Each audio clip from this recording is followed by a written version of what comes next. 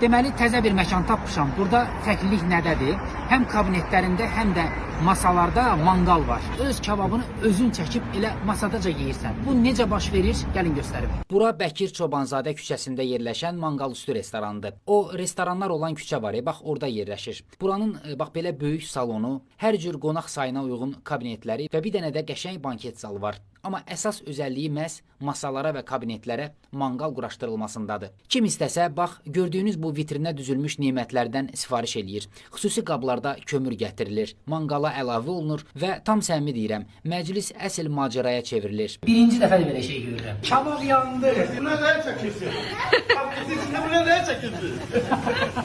Tərif kimi çıxmasın, lap elə çıxsa da deyəcəm, Rəşad Ustanın vitrinə düzülmüş sənət əsərləri çox möhtəşəmdir. Biz orada bunun canlı şahid olduq. İndi deyəcəksiniz ki, ancaq tərifləyirsən. Bəyənmədiyimiz bir şey olmadı axı. Yalandan nəyisə pisləməyim də düz çıxmır. Əlbəttə, özünüz bişirmədən bu işi məkanın kababçılarına da həvalə eləyə bilərsiniz. Qiymətlər 3 aşağı 5 yuxarı, demək olar ki, normal restoranlarda olduğu kimidir. Kabablar 6-9 manat arası dəyişir. Hə, bu arada əsas salonda canlı ifaları da olur. Ailənizlə, ailəvi dostlarınızla maraqlı, əyləncəli manqal macərası yaşamaq istəsəz, məncə buranı yoxlayın. Dostlar, kanalıma abunə olmağı və bol-bol şərhlər yazmağı unutmayın. İzlədiyinizə görə təşəkkürlər.